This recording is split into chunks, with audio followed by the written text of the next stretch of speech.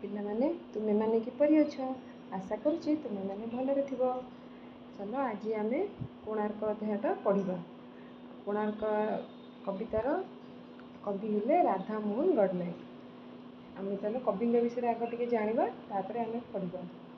କବି ରାଧାମୋହନ ଗଡ଼ନାୟକ 1911 ମସିହା 25 ଅଗଷ୍ଟରେ ଜନ୍ମଗ୍ରହଣ କରିଥିଲେ ଅନୁଗୁଳ ଜିଲ୍ଲାରେ। ଆଉ ତାଙ୍କୁ ସେ ଜଣେ ବିଶିଷ୍ଟ କବି ଏବଂ ସ୍ୱାଧୀନତା ସଂଗ୍ରାମୀ ଥିଲେ। ତାଙ୍କର ଗାଥା କବିତା ପାଇଁ ସେ ପ୍ରସିଦ୍ଧ ଥିଲେ। ଆଉ ତାଙ୍କୁ ସମ୍ମାନ ମିଳିଥିଲା, ବହୁତ ପ୍ରକାର ସମ୍ମାନ। ତାରେ ସେ ସମ୍ମାନିତ ହୋଇଥିଲେ। କେନ୍ଦ୍ର ସାହିତ୍ୟ ଏକାଡେମୀ ପୁରସ୍କାର ପାଇଥିଲେ 1975ରେ। ସୂର୍ଯ୍ୟ ଓ ଅନ୍ଧକାର ପାଇଁକି ତାଙ୍କୁ ମିଳିଥିଲା ତାଙ୍କର ଇଏରେ। ଆଉ ପଦ୍ମଶ୍ରୀ ଉପାଧି ବି ତାଙ୍କୁ ମିଳିଥିଲା 1990ରେ। ଭାରତ ସରକାରଙ୍କ ଦ୍ୱାରା ଚତୁର୍ଥ ସର୍ବୋଚ୍ଚ ନାଗରିକ ସମ୍ମାନ ତାଙ୍କୁ ମିଳିଥିଲା ପଦ୍ମଶ୍ରୀ। ଆଉ ଅତିବଡ଼ି ଜଗନ୍ନାଥ ଦାସ ପୁରସ୍କାର ବି ତାଙ୍କୁ ମିଳିଥିଲା। ସେ ଓଡ଼ିଆ ସାହିତ୍ୟ ଏକାଡେମୀର ସର୍ବୋଚ୍ଚ ସମ୍ମାନ ତାଙ୍କୁ ମିଳିଥିଲା। ଏଇଟା ଅତିବଡ଼ି ଜଗନ୍ନାଥ ଦାସଙ୍କ ପୁରସ୍କାର 1993ରେ। ଆଉ ତାଙ୍କର ପ୍ରମୁଖ କାବ୍ୟ କବିତା ଗୁଡ଼ିକ ହେଲା ଉତ୍କଳିକା, ଧୂସର ଭୂମିକା, କାଳିଦାସ, ବାଜିରାଉତ, ସୂର୍ଯ୍ୟ ଓ ଅନ୍ଧକାର ଏବଂ ହୀରାଖଣ୍ଡର ଗାଥା। ଏସବୁ ତାଙ୍କର ପ୍ରମୁଖ କାବ୍ୟ କବିତା। ଆଉ ସେ ଆଉ ଗୋଟେ ଭଲ କଥା, ସେ ସଂସ୍କୃତ କାବ୍ୟ ମେଘଦୂତମର ସଫଳ ଓଡ଼ିଆ ଅନୁବାଦ ମଧ୍ୟ କରିଥିଲେ। ମେଘଦୂତମ କାହାର ଲିଖିତ? କାଳିଦାସଙ୍କର ଲିଖିତ। ସେଇଟା ସଂସ୍କୃତରେ ଲେଖା ହେଇଥିଲା, ସେ ତାକୁ ଓଡ଼ିଆରେ ଅନୁବାଦ କରିଥିଲେ। ତାଙ୍କର କବିତାରେ ପ୍ରକୃତି, ଦେଶଭକ୍ତି ଏବଂ ମନୁଷ୍ୟତାର ଜୟଗାନ ଦେଖିବାକୁ ମିଳିଥାଏ। ଆଉ ତାଙ୍କର ଲେଖନୀ ଆଉ ଶୈଳୀ ଆଉ ସୁଲଳିତ ଛନ୍ଦମୟ ଲେଖା ସବୁ ପାଇଁ ସେ ପ୍ରସିଦ୍ଧ ଥିଲେ। 2000 ମସିହାରେ ତାଙ୍କ ଦେହତ୍ୟାଗ କରିଥିଲେ। ଏହିପରି କବିଙ୍କ ପରିଚୟ ଜାଣିଲ। ତାପରେ ଚାଲ ଆମେ କୋଣାର୍କ ବିଷୟରେ ପଢ଼ିବା। କୋଣାର୍କ ପଢ଼ିବା ଆଗରୁ ଆମେ କୋଣାର୍କର କାହାଣୀଟା ବିଷୟରେ ଆମେ ଜାଣିବା। ତୁମମାନେ ବି ଜାଣିଥିବ ଅଳ୍ପ ବହୁତ। ଆଉ କିଛି ତା'ର ପୌରାଣିକ ବି ରହିଛି, ଆଉ ତା'ର କାହାଣୀ ବି ରହିଛି। କୋଣାର୍କ ମନ୍ଦିର ପଛରେ କାହାଣୀ ରହିଛି ହେଲା। ଆମେ ଚାଲ ସେଇଟା ଜାଣିଦେବା ଆଗ। ଆଉ କୋଣାର୍କ କେଉଁଠି ଅବସ୍ଥିତ? ପୁରୀଠାରୁ 37 କିଲୋମିଟର ଦୂରରେ ଚନ୍ଦ୍ରଭାଗା ନଦୀ କୂଳରେ ରହିଛି କୋଣାର୍କ ସୂର୍ଯ୍ୟ ମନ୍ଦିର ହେଲା, ଯେଉଁଟାକି ଦୁନିଆର ଗୋଟିଏ ମାତ୍ର ସୂର୍ଯ୍ୟ ମନ୍ଦିର ରହିଛି ଆମର କୋଣାର୍କ। ଆଉ 1238-1264 ଖ୍ରୀଷ୍ଟ ମଧ୍ୟରେ ଗଙ୍ଗ ବଂଶର ପ୍ରଥମ ରାଜା ଲାଙ୍ଗୁଳା ନରସିଂହ ଦେବ ଏହି ମନ୍ଦିର ନିର୍ମାଣ କରିଥିଲେ। ମନ୍ଦିରଟି 1200 ବଢ଼େଇଙ୍କ ଦ୍ୱାରା ନିର୍ମିତ ହୋଇଥିଲା। ଆଉ ତା'ର ଯେଉଁ ମନ୍ଦିରର ଉଚ୍ଚତା ହେଲା 229 ଫୁଟ। ଆଉ ଏଥିରେ ଗୋଟିଏ ପଥରରେ ଭଗବାନ ସୂର୍ଯ୍ୟଙ୍କର ପ୍ରତିମୂର୍ତ୍ତି ସ୍ଥାପନ କରାଯାଇଥିଲା। ଆଉ ପ୍ରସିଦ୍ଧ ମୂର୍ତ୍ତିକାର ଶିବେଇ ସାମନ୍ତରାୟ ଆଉ ତାଙ୍କ ସାଥୀ ବିଶୁ ମହାରଣା ମିଶିକି ତାଙ୍କର 1200 ବଢ଼େଇ ସବୁ ମିଶିକି ସେମାନେ ଏସବୁ ଯେଉଁ ସୂର୍ଯ୍ୟ ମନ୍ଦିର ନିର୍ମାଣ କରିଥିଲେ, କୋଣାର୍କ ତିଆରି କରିଥିଲେ ହେଲା। ତା ପଛରେ ଆମର ଗୋଟେ କିମ୍ବଦନ୍ତୀ କାହାଣୀ ଅଛି। ପୁରାଣ ଶାସ୍ତ୍ରରେ ଯେଉଁ କାହାଣୀ ମାନ୍ୟତା ରହିଛି ଆମର, ସେଇଟା କ'ଣ ହେଲା ନା, ଶ୍ରୀକୃଷ୍ଣଙ୍କ ପୁତ୍ର ଶାମ୍ବ ତାଙ୍କୁ ଅଭିଶାପ ମିଳିଥିଲା। ତ ସେ ଅଭିଶାପରୁ ମୁକ୍ତି ପାଇଁକି ସେ ସୂର୍ଯ୍ୟଙ୍କୁ ଆରାଧନା ସେ କରିଥିଲେ, ଯେଉଁଠି ସେଇ ଚନ୍ଦ୍ରଭାଗା ନିକଟରେ ସେ ସୂର୍ଯ୍ୟଙ୍କ ଆରାଧନା କରିଥିଲେ। ସୂର୍ଯ୍ୟଙ୍କର ଗୋଟେ ଛୋଟ ପ୍ରତିମୂର୍ତ୍ତି ସ୍ଥାପନ କରି ସେ ସୂର୍ଯ୍ୟଙ୍କୁ ପ୍ରାର୍ଥନା କରିଥିଲେ, ଯାହାକି ସେ ଅଭିଶାପରୁ ମୁକ୍ତି ପାଇବା ପାଇଁକି। ତ ସେଇଟାରେ ବି ସେ ସଫଳ ହୋଇଥିଲେ। ଆଉ ସୂର୍ଯ୍ୟ ତାଙ୍କର ଆରାଧନା, ତାଙ୍କର ତପସ୍ୟାରେ ପ୍ରସନ୍ନ ହୋଇଥିଲେ, ଆଉ ତାଙ୍କୁ ବି ସେଇ ଅଭିଶାପରୁ ମୁକ୍ତି ବି କରିଥିଲେ। ତ ସେବେଠାରୁ ଲାଙ୍ଗୁଳା ନରସିଂହ ଦେବଙ୍କର ମାତା ତାଙ୍କୁ ଏଇ କଥା କହିଥିଲେ ଯେ, ତମେ ପୁତ୍ର ତୁ ଗୋଟେ ସୂର୍ଯ୍ୟ ମନ୍ଦିର ନିର୍ମାଣ କରିବୁ। ସେ କୋଣାର୍କ ମନ୍ଦିର ନିର୍ମାଣ କର, ସୂର୍ଯ୍ୟ ମନ୍ଦିର। ଆଉ ସେଠି ସୂର୍ଯ୍ୟଙ୍କର ପ୍ରତିମୂର୍ତ୍ତି ରଖିକି ପୂଜା ଅର୍ଚ୍ଚନା ହେବ।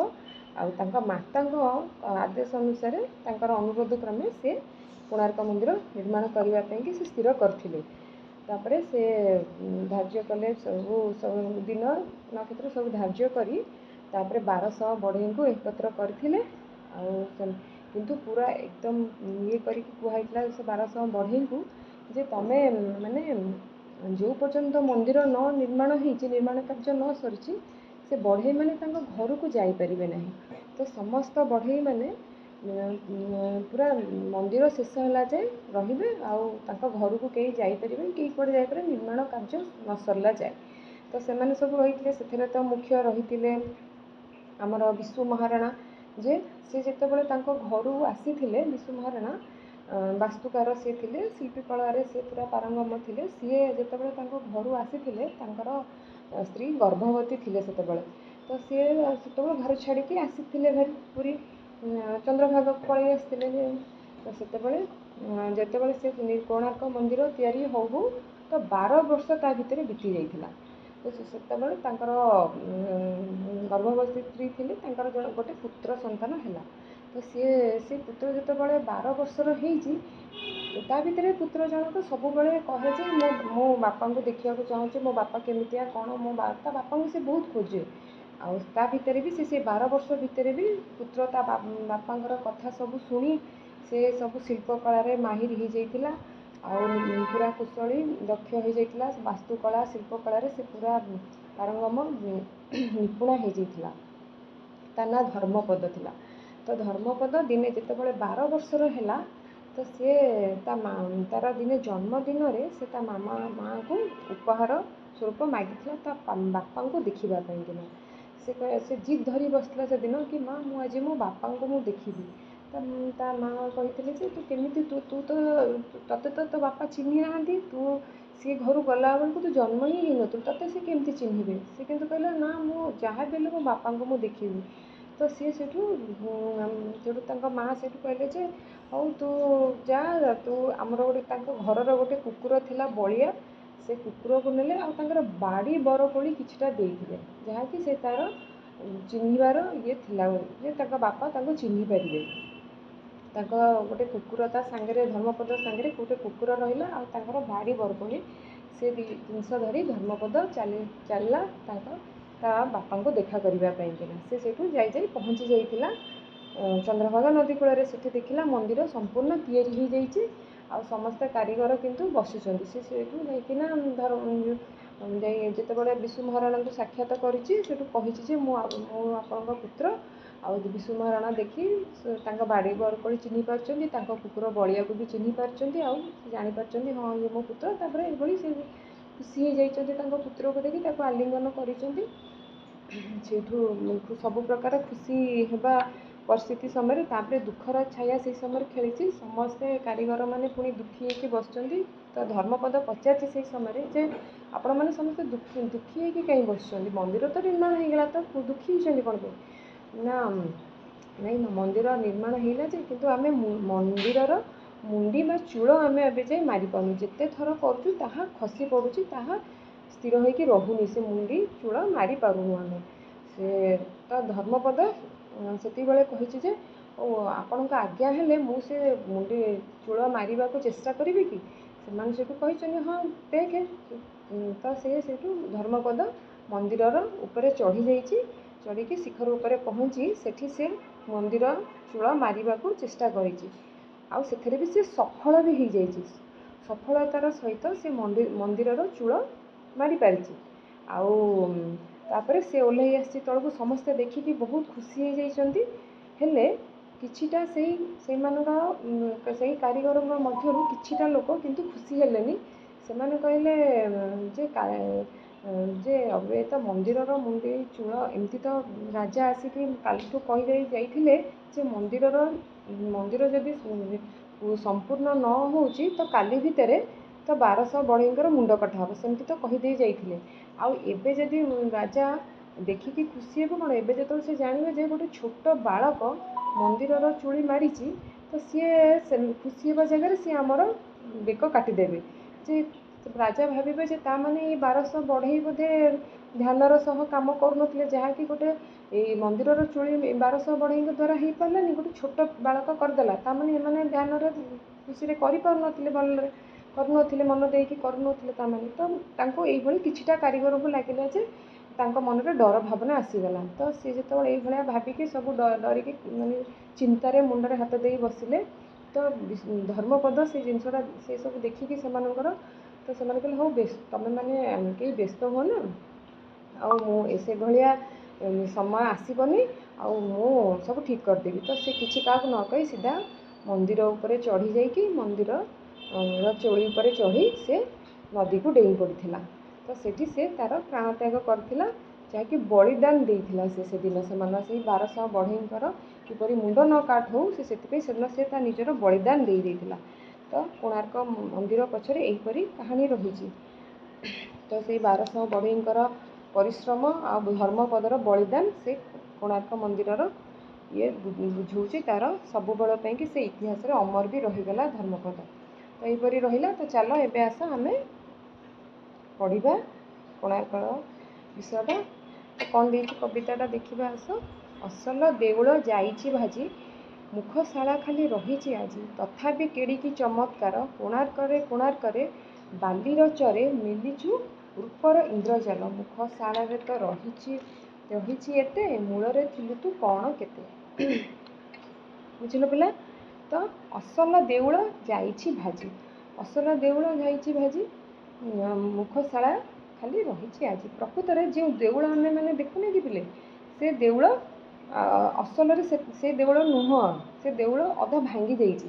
ଯାହା ଆମେ ଏବେ ଦେଖୁଛୁ ମୁଖଶାଳା ଖାଲି ରହିଛି ଆଜି। ତ ଯେଉଁଟା ଦେଖୁଛୁ ଆମେ ସେଇଟା ମୁଖଶାଳା ମାନେ ପ୍ରବେଶ ଦ୍ୱାର ହେଲା। ପ୍ରବେଶ ଦ୍ୱାର ଯାହା ଅଛି ଏବେ ଖାଲି ପ୍ରବେଶ ଦ୍ୱାର ଆମେ ଦେଖୁଛୁ। ସେ ପ୍ରକୃତରେ ମନ୍ଦିରଟି ସୂର୍ଯ୍ୟଙ୍କର ରଥ ସଦୃଶ ବନା ହୋଇଥିଲା। ଆଉ ସେଇ ସୂର୍ଯ୍ୟଙ୍କ ମୂର୍ତ୍ତିଟା ଝୁଲନ୍ତାମାନ ହୋଇକି ରହିଥିଲା, ମାନେ ମୂର୍ତ୍ତିଟା ଝୁଲନ୍ତା ଆକାରରେ ରହିଥିଲା। ତ ସେ ଏତେ ସୁନ୍ଦର ଥିଲା, କିନ୍ତୁ ସେସବୁ ଆଉ କିଛି ନାହିଁ। ତ କବିଙ୍କ କହିବା ଅନୁସାରେ ତଥାପି କେଡ଼ିକି ଚମତ୍କାର, କୋଣାର୍କରେ ବାଲିର ଚରେ। ତଥାପି ତୋର ଚମତ୍କାର କିଛି କମ୍ ନାହିଁ। ହଁ, ତ କବି କହିବା ମତରେ ତଥାପି କୋଣାର୍କ ତୋର କୌଣସି ଚମତ୍କାର, କିଛି ପ୍ରକାର ଚମତ୍କାର କମିଯାଇନି। ଯେତେ ନଷ୍ଟ ହୋଇଯାଇଥିଲେ ତୋର କ'ଣ ହେଇଥିଲେ ବି ତୋର ଚମତ୍କାର କିଛି କମ୍ ହେଇନି। କୋଣାର୍କରେ ତୋର ବଳିଦାନ ଓ ତୋର ତ୍ୟାଗ, କୋଣାର୍କ ତୋର ଯେଉଁ ବଳିଦାନ ଓ ତ୍ୟାଗ ରହିଛି ନା, ଏସବୁ ତୁ ହେଲୁ ତା'ର ବଡ଼ ପ୍ରତୀକ। ସେଇ ତୋତେ ଦେଖିଲେ ସେ ଯେଉଁ ବଳିଦାନ କଥା ମନେ ପଡ଼ିଯାଏ ଆଉ ତ୍ୟାଗର କଥା। କାରଣ 1200 ବଢ଼େଇ ଯେଉଁ ଥିଲେ, ସେ 12 ବର୍ଷ ଯାଏ ସେ ତାଙ୍କ ଘରକୁ ଯାଇପାରିନଥିଲେ। ତ ସେମାନଙ୍କର କ'ଣ ତ୍ୟାଗ ଥିଲା। ଘରେ ତାଙ୍କର ପରିବାରକୁ ଛାଡ଼ିକି ଆସିଥିଲେ। ଆଉ ସେମାନେ ଅକ୍ଳାନ୍ତ ପରିଶ୍ରମ, ଦିନ ରାତି ଅକ୍ଳାନ୍ତ ପରିଶ୍ରମ। ସେ ସମୟରେ ଭାବିଲ ଗୋଟେ ପଥର ଆଣି ତାକୁ ବସେଇ କାରୁକାର୍ଯ୍ୟ କରି ତାକୁ ରଖିବା କେତେ ବଡ଼ କଷ୍ଟର କାମ ଥିଲା। ସେମାନେ ଅକ୍ଳାନ୍ତ ପରିଶ୍ରମ କରିକି ସେମାନେ ତାକୁ ତିଆରି କରିଥିଲେ। ତା ସହିତ ସେ ଯେଉଁ ବଳିଦାନ କାହାର ଥିଲା? ସେଇ ଧର୍ମପଦର ବଳିଦାନ ଥିଲା। ସେହିସବୁ କାହାଣୀ ଆମେ ଯେତେବେଳେ କୋଣାର୍କକୁ ଦେଖୁଛେ, ସେସବୁ କାହାଣୀ ଆମର ମନେ ପଡ଼ିଯାଉଛି କବିଙ୍କ କହିବା ଅନୁସାରେ। ତାପରେ କ'ଣ ଦେଇଛି, କୋଣାର୍କରେ ବାଲିର ଚରେ ମେଲିଛୁ ରୂପର ଇନ୍ଦ୍ରଜାଲ। ତୋର କ'ଣ ରୂପର ଇନ୍ଦ୍ରଜାଲ ମେଲିଛୁ, ତୁ ଏତେ ସୁନ୍ଦର। ରୂପର ଇନ୍ଦ୍ରଜାଲ ସୌନ୍ଦର୍ଯ୍ୟର ପ୍ରତୀକକୁ ଏଠି ବୁଝଉଛି କବିଙ୍କ କହିବା ମତ ଅନୁସାରେ। ଇନ୍ଦ୍ରଜାଲ ମାନେ କ'ଣ? ଇନ୍ଦ୍ରଜାଲ ହେଲା ମାୟା, ଭ୍ରମ, ଆମର ଗୋଟେ ଭ୍ରମ, ଯାଦୁ ଭଳିଆ। ତୁ ମାନେ ଏତେ ସୁନ୍ଦର କୋଣାର୍କ। ଆଉ କବିଙ୍କ କହିବା ଅନୁସାରେ କୋଣାର୍କ ମନ୍ଦିରକୁ ମାନେ ଆମ ସାଧାରଣ ମନୁଷ୍ୟ ମନରେ ରୂପର ଇନ୍ଦ୍ରଜାଲ ସୃଷ୍ଟି କଲା ଭଳି ଲାଗେ। ମାନେ ଆମ ଗୋଟେ ଯାଦୁ ଭଳିଆ ଲାଗେ, ଗୋଟେ ଭ୍ରମ। ଆରେ ତୁ ଗୋଟେ ଭ୍ରମ ନୁହଁ ତ? ମାନେ ଏତେ ସୁନ୍ଦର କେମିତି ତୁ ହେଇପାରିଛୁ? ତୁ ଆମର କୌଣସି ଗୋଟେ ଭ୍ରମ ନୁହଁ ତ? ଏବେ ତୁ ଗାୟବ ହେଇଯିବୁନି ତ? ମାନେ କବିଙ୍କ ମାନେ ଏତେ ଆଶ୍ଚର୍ଯ୍ୟଜନକ ଭାବେ ସେ ସୁନ୍ଦର ହେଇଛି କୋଣାର୍କ। ମାନେ ସେତେବେଳର ସମୟରେ ଏତେ ସୁନ୍ଦର କେମିତି କାରିଗରୀ କାମ ହେଇପାରିଛି। ତ କବି ତା'ର ବର୍ଣ୍ଣନା ବି ସେ କରିପାରୁନାହାନ୍ତି, ଏତେ ସୁନ୍ଦର ହେଇଛି କୋଣାର୍କ। ପିଲାମାନେ ତୁମେମାନେ ଯେତେବେଳେ ଯାଇଥିବ କୋଣାର୍କ, ତୁମେ ଦେଖିଥିବ କେତେ ନିଖୁଣ କାମ ହେଇଛି କୋଣାର୍କର। ଯେତିକି ବି ଅଛି ତା ନିଖୁଣତା, ତା କାରୁକାର୍ଯ୍ୟ ଦେଖିଲେ ତୁମେ ମୁଗ୍ଧ ହୋଇଯିବ। ଦେଖିଲେ ତୁମେ ଦେଖିବ, ଯଦି ବି କିଏ ଯାଇନ ତୁମେ ଗଲେ ଦେଖିବ। ତାପରେ ଆସ ଦେଖିବା, କୋଣାର୍କ ତତେ ଗଢ଼ିବା ଲାଗି 1200 ବଢ଼େଇ ଥିଲେ ରେ ଜାଗି। 12 ବରଷ ସେଇଥିପାଇଁକି କୋଣାର୍କରେ ଏତେ ସୁନ୍ଦର ସୁଷମା ବଳେ, ହୋଇଅଛୁ ତୁଇ ଏଡ଼େ ସରସେ। କୋଣାର୍କ ତତେ ଗଢ଼ିବା ଲାଗି 1200 ବଢ଼େଇ ଥିଲେ ରେ ଜାଗି। 12 ବରଷେ। ତ କୋଣାର୍କ ମନ୍ଦିର ତିଆରି କରିବା ଲାଗି କେତେ ବର୍ଷ ଲାଗିଯାଇଥିଲା? 12 ବର୍ଷ ଲାଗିଯାଇଥିଲା। ଆଉ ସେଥିରେ କେତେ ଜଣ କାରିଗର ଲାଗିଥିଲେ? 1200 ବଢ଼େଇ ଲାଗିଥିଲେ। ତ କ'ଣ କେମିତି ମାନେ ସେଇ ତାଙ୍କର ଅକ୍ଳାନ୍ତ ପରିଶ୍ରମ କରିଥିଲେ ଯେମିତି କୋଣାର୍କ ମନ୍ଦିର ଅତି ସୁନ୍ଦର ହେବ, ମନୋରମ ହେବ।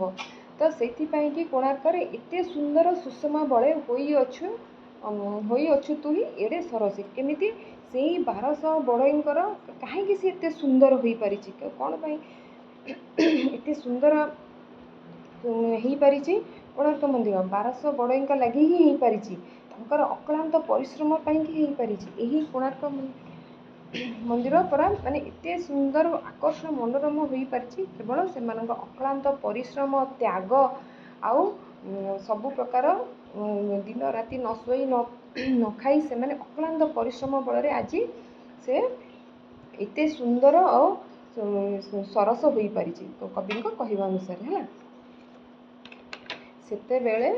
ସେତେବେଳେ ସେଇ ପଥର ବଣେ କାମ କରୁଥିଲା ବଢ଼େଇ ଜଣେ, ମୂରତିଟିଏ ଖୋଳୁଥିଲା ତହିଁ ପଥର ଦିହେ। ନିହାଣ ମୁଗର ଭୂଇଁରେ ଥୋଇ ଦେଖୁଥିଲା କେଡ଼େ ବିଭୋର ହୋଇ। ଅଧରେ ହସର ରେଖାଟି ଟାଣି ଲାଗି ଯାଇଥିଲା କାମରେ ଜାଣି। କିଏ ଜଣେ ତହିଁ ଚରଣ ଚାଳି ପାଖରେ ତାହାର ଗଲେରେ ଚାଲି। କିଏ ହୋ ଯାଉଛ ଅଛି କି ପାନ, ଇଆଡ଼େ ଖଣ୍ଡେ କରିବ ଦାନ। ଯାଉଥିଲେ ଯେ କହିଲେ ନିଅ, ଦି ହାତରେ ତ କରୁଛି କାମ, ଆଁ କରୁଛି ମୁଁ ପାଟିରେ ଦିଅ। ହେଲା, ତ କ'ଣ ହେଲା 3 ନମ୍ବର ପାରାଟା, ସେତେବେଳେ ସେଇ ପଥର ବଣେ କାମ କରୁଥିଲା ବଢ଼େଇ ଜଣେ। ହେଲା, ସେଇ ପଥର ବଣେ, କାରଣ ଯେତେବେଳେ ମନ୍ଦିର ତିଆରି ହେଉଛି ତ ଚାରିଆଡ଼ ପଥର ହେଇଛି। ପଥର ବଣ ମାନେ ପଥର ଗଦା, ପୁରା ସବୁଆଡ଼େ ଚାରିଆଡ଼ ହେଇଛି ପଥର ଗଦା, ତ ତାକୁ ସେଇ ବଣ ଭଳିଆ କୁହାଯାଉଛି। ଯେମିତି ଗଛ ଯେମିତି ଚାରିଆଡ଼ ପୁରା ଯେଉଁଠି ପ୍ରବଳ ଗଛ ତାକୁ ଆମେ ବଣ କହୁ, ସେଇଭଳି ପଥର ଯେତେବେଳେ ଚାରିଆଡ଼ ପଥର ହେଇଛି ତ ତାକୁ ପଥର ବଣ କୁହାଯାଏ, କହିଛନ୍ତି ଏଠି କବି କହିବା କଥା। ତ ସେଇ ଯେଉଁ ପଥର ବଣ ଭିତରେ କାମ କରୁଛନ୍ତି ଜଣେ ବଢ଼େଇ, ସେଠି ସେ ମୂରତି ତିଆରି କରୁଛନ୍ତି। ସେ ମୂରତି ତିଆରି କରୁଛନ୍ତି, ଖୋଳୁଥିଲେ ତ ହିଁ ପଥର ଦିଏ, ସେ ପଥର ଦିହରେ ମୂରତି ଖୋଳୁଛନ୍ତି। ନିହାଣ ମୁଗର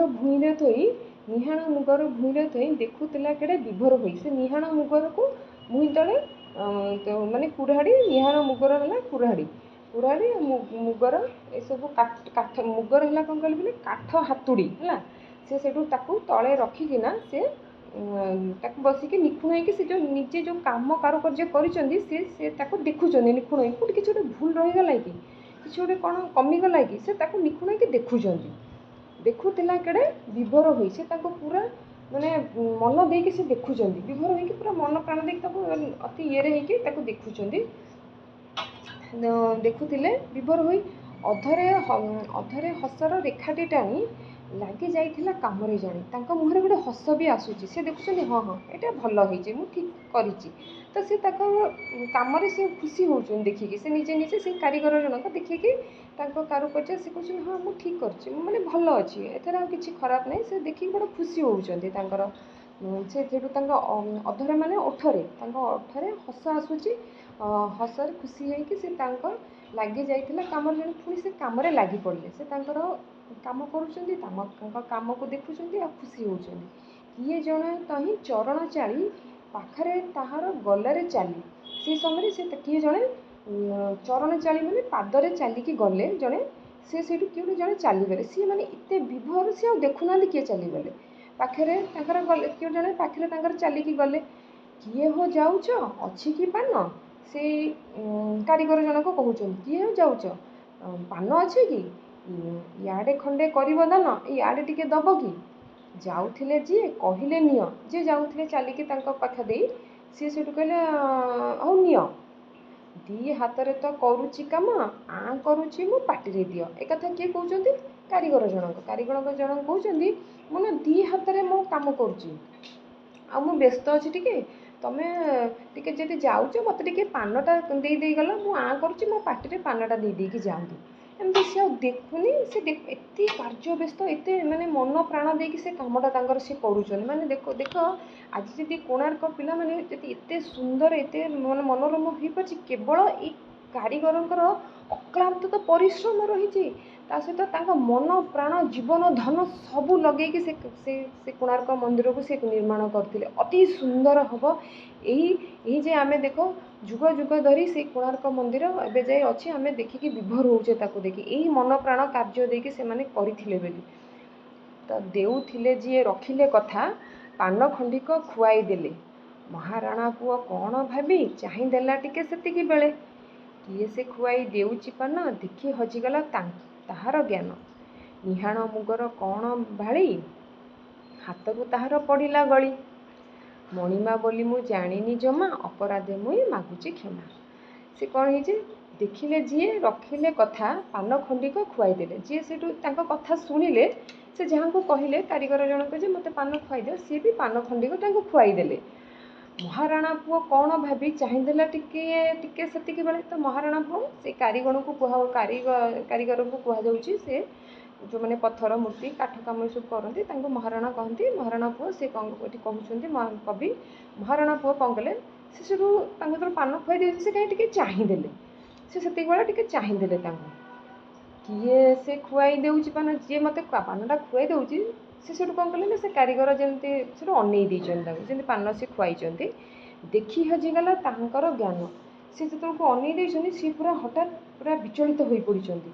ମାନେ ତାଙ୍କର ଜ୍ଞାନ ହଜିଗଲା, ସେମାନେ ବିଚଳିତ ପୁରା ଅସ୍ତବ୍ୟସ୍ତ ହୋଇଯାଇଛନ୍ତି। ଯେ ନିହାଣ ମୁଗର କ'ଣ ଭାଳି, ହାତରୁ ତାଙ୍କର ପଡ଼ିଲା ଗଳି। ନିହାଣ ମୁଗର ତାଙ୍କର ଯେଉଁ କୁରାଡ଼ି ଆଉ ଯେଉଁ କାଠ ହାତୁଡ଼ି ଥିଲା, ସେତେବେଳକୁ ଦେଖିକି ପୁରା ବ୍ୟସ୍ତ ହୋଇଯାଇଛନ୍ତି। ତାଙ୍କ ହାତରୁ ସେଇଟା ଗଳି ପଡ଼ିଛି, ନିହାଣ ମୁଗର ତାଙ୍କ ହାତରୁ ଗଳି ପଡ଼ିଛି। ମଣିମା ବୋଲି ମୁଁ ଜାଣିନି ଜମା, ଅପରାଧେ ମୁଇଁ ମାଗୁଛି କ୍ଷମା। ତ ସେତିକିବେଳେ କିଏ ସେ ଥିଲେ, ଯିଏ ତାଙ୍କୁ ପାନ ଖୁଆଇ ଦେଇଛନ୍ତି, ମହାରାଣା ପୁଅଙ୍କୁ ଯିଏ ପାନ ଖୁଆଇ ଦେଇଛନ୍ତି, ସେ କିଏ ଥିଲେ? ସେ ହେଲେ ମହାରାଜା। ତ ସେତେବେଳକୁ ସିଏ ତ କାମ ଏତେ ବିଭୋରରେ ସିଏ ଆଉ ଦେଖିନାହାନ୍ତି ନା କିଏ ସେ ଥିଲେ ବୋଲି। ସେତେବେଳକୁ ଦେଖିଦେଇଛନ୍ତି ଯେ ସେ ମଣିମା ମାନେ ମହାରାଜାଙ୍କୁ ଦେଖିଦେଇଛନ୍ତି। ସେ ପୁରା ଡରି ଯାଇଛନ୍ତି। ସେ କାରିଗର ଜଣକ ଡରିକି ସେଠୁ କ'ଣ ବ୍ୟସ୍ତ ହେଇକି ପୁରା ବ୍ୟସ୍ତ ବିବ୍ରତ ହେଇକି କ'ଣ କରୁଛନ୍ତି ନା, ସେ ଭାବୁଛନ୍ତି ମୁଁ ତ ମହାରାଜାଙ୍କୁ କହିଲି ପାନ ଖୁଆଇବି, ହେ ପ୍ରଭୁ ମୁଁ କେତେ ବଡ଼ ଭୁଲ କାମ କରିଦେଲି। ମୁଁ ମହାରାଜା ଆସିଛନ୍ତି, ମୁଁ ଜାଣିପାରିଲିନି। ଆଉ ସେ ଭାବିଛନ୍ତି କ'ଣ, ଆମରି କାରିଗର ଗଣ କିଏ ହେଇଥିବେ ନା, ସେ କାହିଁ ଭାବିବେ ଯେ ହଠାତ୍ ମହାରାଜା ଆସିଗଲେଣି ଆଉ ଏମିତି ବୁଲିଲେଣି, ସେ କାହିଁ ଜାଣିବେ। ତ ସିଏ ଭାବିଛନ୍ତି ତାଙ୍କରି କାରିଗର ଭାଇ କିଏ ହେଇଥିବେ ବୋଲି ସିଏ ତାଙ୍କୁ ପାନ ମାଗି ଦେଇଥିଲେ। ସେ କ'ଣ ଜାଣିଛନ୍ତି ଯେ ମହାରାଜା ଆସିଛନ୍ତି। ତ ସିଏ କ'ଣ କରିଛନ୍ତି ନା, ଯେତେବେଳେ ମହାରାଜାଙ୍କୁ ଦେଖିଦେଇଛନ୍ତି, ସିଏ ଚମକି ପଡ଼ିଛନ୍ତି ଆଉ ବ୍ୟସ୍ତ ହୋଇଯାଇଛନ୍ତି, ଭୟଭୀତ ହୋଇଯାଇଛନ୍ତି। ଆଉ କହିଛନ୍ତି, ମଣିମା ମୋର ଅପରାଧ କ୍ଷମା କରିଦିଅ, ମୁଁ କ୍ଷମା ମାଗୁଛି, ମୋର ଭୁଲ ହେଇଛି, ମୁଁ ଜାଣିପାରିନି, ଆଉ ମୋର ବଡ଼ ଅପରାଧ ହେଇଗଲା, ମୁଁ ଆପଣଙ୍କୁ ଏମିତି କହିଦେଲି। ତ ସେ ଡରି ଯାଇଛନ୍ତି। ତାପରେ କ'ଣ ହେଇଛି, ହସି ହସି ରାଜା କହିଲେ, କିଓ ବଢ଼େଇ ପୁଅ ଇମିତି କାହିଁକି ଛାନିଆ ହୁଅ, ଦେଶର କିରତି ଗଢ଼ୁଛ ତମେ, ମୋହର ଦେଶର ଶିଳ୍ପୀ ଜଣେ, ତୁମରି ପାଇଁ କରିବାର ମୋର କିଛି କି ନାହିଁ। ତ ଏଠି କିଏ କହୁଛନ୍ତି, ଏବେ ମହାରାଜା କହୁଛନ୍ତି, ମଣିମା ମହାରାଜା କହୁଛନ୍ତି ହସି ହସି। ରାଜା କହୁଛନ୍ତି, କିଓ ବଢ଼େଇ, ଆରେ ବଢ଼େଇ କାହିଁ ବ୍ୟସ୍ତ ହେଉଛ। ବଢ଼େଇ ସେଇ ଯେଉଁ ପଥର କାମ କାରିଗରକୁ କହୁଛନ୍ତି, ବଢ଼େଇ ପୁଅ କାହିଁ ତମେ ବ୍ୟସ୍ତ ହେଉଛ, କାହିଁ ଏତେ ବ୍ୟସ୍ତ ହେଉଛ, କାହିଁ ଏତେ ଛାନିଆ ହେଉଛ। ତମେ ବା ମୋ ଦେଶର କିରତି ଗଢ଼ୁଛ ତମେ, ମୋହର ଦେଶର ଶିଳ୍ପୀ ଜଣେ, ତୁମରି ପାଇଁ କରିବାର ମୋର କିଛି କି ନାହିଁ। ଦେଶର କୀର୍ତ୍ତି ତମେ ଗଢ଼ୁଛ, ମୋ ଦେଶର କୀର୍ତ୍ତି ଗଢ଼ୁଛ ତମେ, ମୋ ଦେଶର ଶିଳ୍ପୀ, ମୋର ଗର୍ବ ମୋ ଗୌରବ ତମେ ମାନେ। ତମ ପାଇଁ କ'ଣ ମୁଁ କିଛି କରିବିନି? ତମେ ବା ମୋର ଏତେ ସୁନ୍ଦର ବନଉଛ, ସବୁ ପ୍ରକାର ତ୍ୟାଗ କରିକି ଆସିଛ, ସବୁ କରୁଛ, ଆଉ ତମ ପାଇଁକି କ'ଣ ମୁଁ ଏତିକି ଟିକେ ମୋର କିଛି ଦାୟିତ୍ୱ ନାହିଁ, ତମ ପାଇଁକି ମୁଁ କିଛି କରିବିନି? କ'ଣ ପାଇଁ ଏତେ ବ୍ୟସ୍ତ ଛାନିଆ ଭୟଭୀତ ହେଇଯାଉଛ? ସେ ବଢ଼େଇ ଜଣଙ୍କୁ ଏଇଭଳି ସେ କହୁଛନ୍ତି ହେଲା, ତୁମରି ପାଇଁ କରିବା ପାଇଁ ମୋର କିଛି କି ନାହିଁ, ମୋର କ'ଣ କିଛି ବି କର୍ତ୍ତବ୍ୟ ନାହିଁ ତମମାନଙ୍କ ପାଇଁକି ନା। ତମେ ମୋର ଦେଶର କୀର୍ତ୍ତି ଆଉ ଗୌରବ, ତମେ ମାନେ ମୋର କରୁଛ, ଦେଶର କୀର୍ତ୍ତି ଗଢ଼ୁଛ, ଆଉ ତମମାନଙ୍କ ପାଇଁ ମୋର କ'ଣ କିଛି କର୍ତ୍ତବ୍ୟ ନାହିଁ? ତ ମହାରାଜା ଏହିପରି ତାଙ୍କୁ କହୁଛନ୍ତି। ଆଉ ଇମିତି ଶିଳ୍ପୀ ବଢ଼େଇ ମାନେ ଲାଗିଥିଲେ ଜଇଁ ବିଭର ପାଣି, ଦେଖୁଥିଲେ ତହିଁ ସିମିତି ରାଜା, ଶିଳ୍ପୀରେ ତହିଁ ବିଜୟ ଧ୍ୱଜା, କୋଣାର୍କରେ ଅମର ତୁ ସେଇ ଶିଳ୍ପ ବଳେ। ତ ରାଜା ସେଇ ଜିନିଷ ସେଇଠୁ ତାପରେ ସେ ଦେଖିକି ବିଭୋର ହେଇଯାଉଛନ୍ତି। ଏମିତି ଶିଳ୍ପୀ ବଢ଼େଇ ମାନେ ଲାଗିଥିଲେ ଜଇଁ ବିଭୋର ପାଣି। ରାଜା ସବୁ ଦେଖୁଥିଲେ, ମାନେ ସେ କେମିତି ରାଜା ସେଇ ଜିନିଷଟା ଦେଖିଛନ୍ତି। ସେ ନିଜ କାର୍ଯ୍ୟରେ ଏତେ ବ୍ୟସ୍ତ, ଏତେ ବିଭୋର ହେଇଯାଇଥିଲେ ସେ କାରିଗର ମାନେ, ସେ ଦେଖିବି ନାହାନ୍ତି ରାଜା ଆସିଗଲେଣି। ତ ରାଜା ସେଇ ଜିନିଷଟା ଦେଖି ଅତ୍ୟନ୍ତ ଖୁସି ହେଇଛନ୍ତି। କିନ୍ତୁ ବଢ଼େଇ ଜଣକ ଡରି ଯାଉଛନ୍ତି ଯେ ନା ରାଜା ଆଉ ରାଗିଗଲେ କି ନା, କିନ୍ତୁ ରାଜା ସେଠି ରାଗି ନାହାନ୍ତି, ଓଲଟା ଖୁସି ହେଉଛନ୍ତି ଯେ ମୋ କାରିଗର ମାନେ, ଦେଶର ଶିଳ୍ପୀକଳା ମାନେ ଆମର ଦେଶର କୀର୍ତ୍ତି ବନାଉଛନ୍ତି ଏତେ ମନ ପ୍ରାଣ ବିଭୋର ହୋଇ, ମାନେ ମାନେ ରାଗୁନାହାନ୍ତି, ତାଙ୍କୁ ଏତେ କଷ୍ଟ ପଡ଼ୁଛି ସେ କେବେ ବିରକ୍ତି ଭାବ ହେଉନାହାନ୍ତି, ରାଗୁନାହାନ୍ତି, କିଛି ନାହିଁ। ସେ ଓଲଟା ମନ ପ୍ରାଣ ଜୀବନ ଦେଇକି ସେଟା କରୁଛନ୍ତି ବୋଲି ରାଜା ସେ ଜିନିଷକୁ ଦେଖିଲେ। ସେଇ ସବୁ କାମ ତାଙ୍କମାନଙ୍କର ଦେଖିକି ରାଜା ସେଇ କଥା କହୁଛନ୍ତି, ଦେଖୁଥିଲି ତ ସେମିତି ରାଜା ଶିଳ୍ପୀରେ ତ ହିଁ ବିଜୟ ଧ୍ୱଜା, କୋଣାର୍କରେ ଅମର ତୁଇ ସେ ଶିଳ୍ପ ବଳେ। ତ ତମରି ପାଇଁ, ଆରେ ଶିଳ୍ପୀ କ'ଣ ତମରି ପାଇଁ କି ବିଜୟ ଧ୍ୱଜା ଏଇ ଦେଶରେ ଆମର ଦିନେ ହେବ, ଏଇ ଦୁନିଆରେ ତମର ଏଇ ଯେଉଁ ମନ ପ୍ରାଣ ଦେଇ ଆଜି ଯେଉଁ କାମଟା କରୁନ କି, ଦିନେ ନା ଦିନେ ସେଇ ବିଜୟ ଧ୍ୱଜା ବିଜୟର ପତାକା ଉଡ଼ିବ। ତମେ ମାନେ ଏତେ ସୁନ୍ଦର ବଢ଼ିଛ, ଏତେ ମନ ପ୍ରାଣ ଦେଇ କାମ କରୁଛ ଯେ ଏଇ କୋଣାର୍କ ଦିନେ ଏତେ ସୁନ୍ଦର ଆଉ ତାର ବିଜୟ ଧ୍ୱଜା ପୁରା ଦୁନିଆରେ ଖେଳିବ। ତ ଶିଳ୍ପୀମାନଙ୍କ ଉପରେ ସେ ଖୁସି ହେଇକି ରାଜା ଏଇଭଳି କହୁଛନ୍ତି, ତମେମାନେ କାହିଁକି ବ୍ୟସ୍ତ ହେଉଛ, ମୁଁ ତମ ପାଇଁକି ମୋର କ'ଣ କିଛି କର୍ତ୍ତବ୍ୟ ନାହିଁ? ତମେମାନେ ମୋର ଦେଶର କୀର୍ତ୍ତି ଗଢ଼ୁଛ, ଯାହାକି ଦିନେ ନା ଦିନେ ତାର ବିଜୟ ଧ୍ୱଜା ଚାରିଆଡ଼ ପ୍ରଚାର ହେବ। ତ ଅମର ତୁଇ ସେଇ ଶିଳ୍ପ ବଳେ।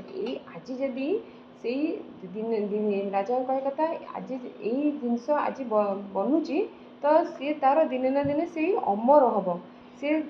ସେଇ କାହା ବଳେ? ଏଇ ଶିଳ୍ପୀ ବଳେ, ଏଇ ଶିଳ୍ପୀମାନ କାରିଗରଙ୍କର କାରୁକାର୍ଯ୍ୟ ବଳେ, ଶିଳ୍ପୀ ତାଙ୍କର କାମ ବଳେ ଦିନେ ନା ଦିନେ ଇଏ ଅମର ହେଇକି ରହିବ। ତ ଏଇଭଳି ଥିଲା କୋଣାର୍କର କବିତା। ଠିକ୍ ଅଛି ପିଲାମାନେ, ଆମ ପରବର୍ତ୍ତୀ ଅଧ୍ୟାୟରେ ତମମାନଙ୍କ ପାଇଁକି ଶବ୍ଦାର୍ଥ ଆଉ ପ୍ରଶ୍ନ ଉତ୍ତର ଆଣିବି। ଆଉ ଏ ଭିଡ଼ିଓ ଆଜି ଏତିକିରେ ରହିଲା, ଆଉ ପୁଣି ମୁଁ ପରବର୍ତ୍ତୀ ଭିଡ଼ିଓରେ ତମମାନଙ୍କ ପାଇଁ ଶବ୍ଦାର୍ଥ ପ୍ରଶ୍ନ ଉତ୍ତର ଆଣିବି। ଆଉ ରହୁଛି, ଧନ୍ୟବାଦ।